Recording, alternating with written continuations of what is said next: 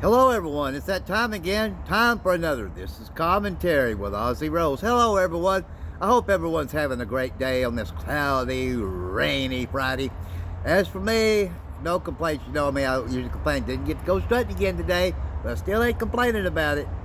Anyways, my good friend Scott up in Branson, Missouri, wanted me to do the topic on this, and I thought, why not?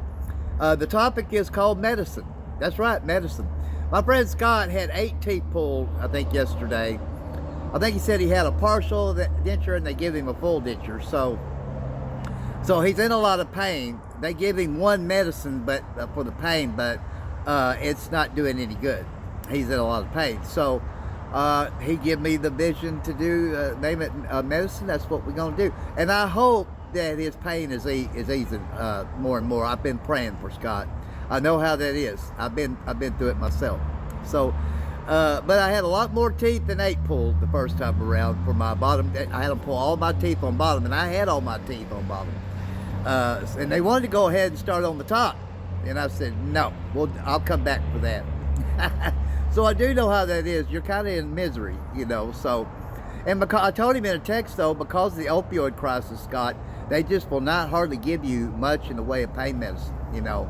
And that's true because of the opioid epidemic. And of course, he said, yeah, you know, but it don't help his pain now, you know. So, but yeah, I usually give you examples mainly of me in these commentary segments. But since the topic is medicine, when I was a little boy, I remember when I was 5 years old, I was sick with something. My mom took me to see Dr. Smith there in Truman, and he gave her some antibiotic pills to give me, and I remember the first time she tried to get me to swallow it, I couldn't swallow it for the longest, you know, and finally I got it down the first time, you know, after it took a while, and I remember what I thought, exactly what I thought. I thought, I hope I don't have to take medicines all my life. That's exactly what I thought.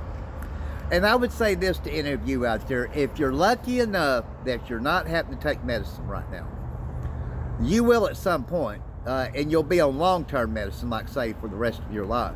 Right now, if you don't, you're doing great.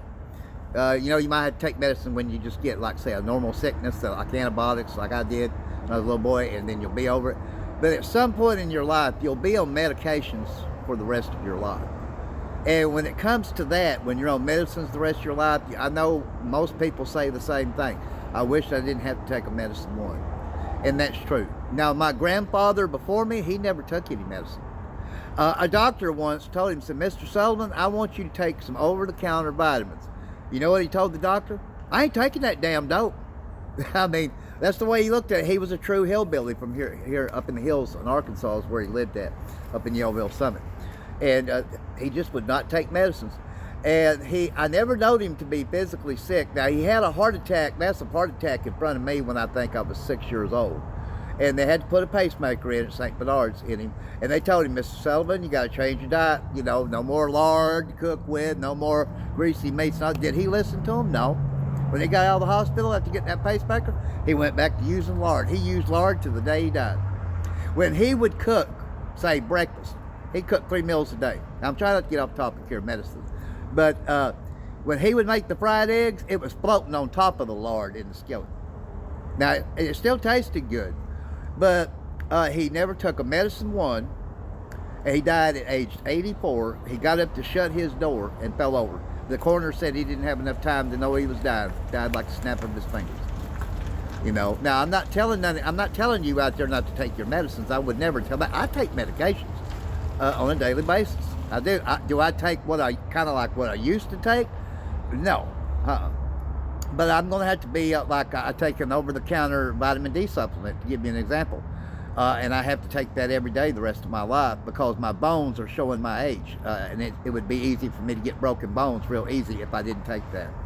So I'm just giving you examples here. I had to take an aspirin regimen, you know, because they had me on an aspirin regimen in my later 20s because I got so obese. You know, back then they didn't know.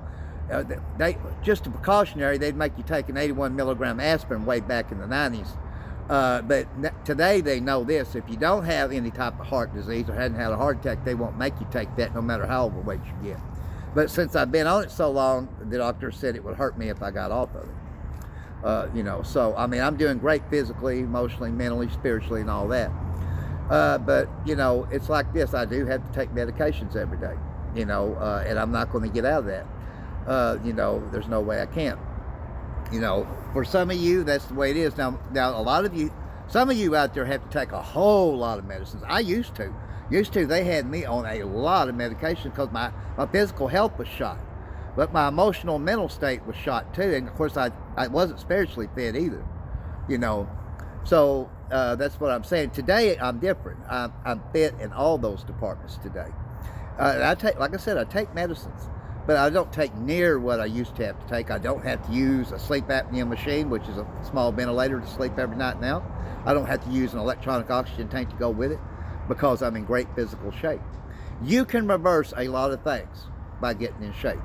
Blood pressure, diabetes, sleep apnea, all that. If you stay fit, once you get fit, you stay fit, you'll be okay. I'm not saying you still won't get new things. I've gotten new things since I got physically fit. I've gotten rheumatoid arthritis.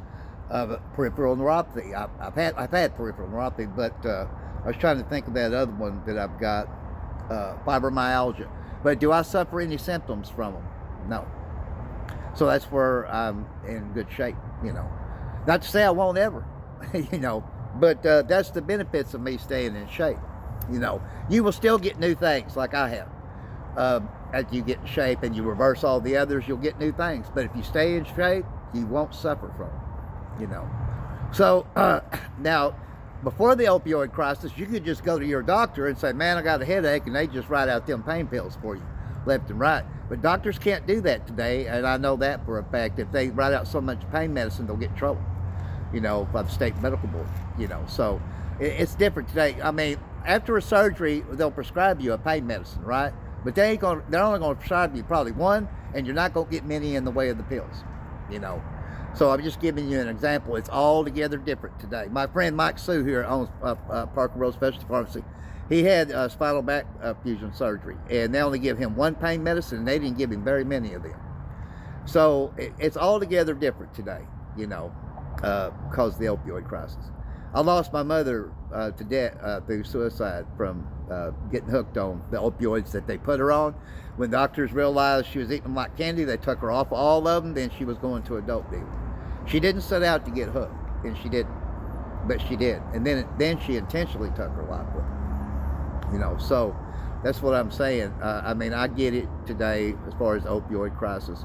I know when I had double hernia surgery, this coming July the 3rd will be a year ago that I had that. The doctor wanted to keep me in the hospital 1 to 3 days and give me a narcotic in there. And I was celebrating 1 year of recovery from the drug and the drink. And I left before the anesthesia could wear off. I didn't take no over-the-counters, no nothing. I totally winged it. Now I'm not telling y'all to do that. I don't tell people what to do. But I would have felt guilty. I would have felt like, well, I'm not a year clean and sober. I'm taking a narcotic. I would have felt guilty, and I didn't want to feel like that. So, but like I said, if you have surgery, the doctor wants to give you pain medicine, I wouldn't tell you not to do it. I'm not nobody's boss anyways. Heck, I ain't even my own boss. He tells me what to do, meaning the old man upstairs. So, but, I remember back when I was a little boy and I had to take the antibiotic. After I got used to it, then it wasn't a problem for me as a little boy. But the first 3 to 5 times, I hated it, and I would think the same thing all 3 to 5 times. I hope I don't have to take medicines the rest of my life. And here I am at 58, and I'm going to have to take medicines the rest of my life. So it is what it is. That's why to you people that don't have to right now, God bless you. I'm glad you don't. But at some point, you will have to be on at least one medication for the rest of your life. Nobody's going to escape that, So it is what it is. I had some boys come through here one night, too, in a car. When I was out here, I just ended my live show. I got to make this quickly. This is going to end. He said, hey, man, you got any pills? I said, man, Mike Sue don't sell stupidity pills here. You got to go to the stupidity shop, and this ain't it. That's another example of stupidity. I had one in my live show the other night that asked me if I had pills. I said no. But that's a wrap. Goodbye, everybody.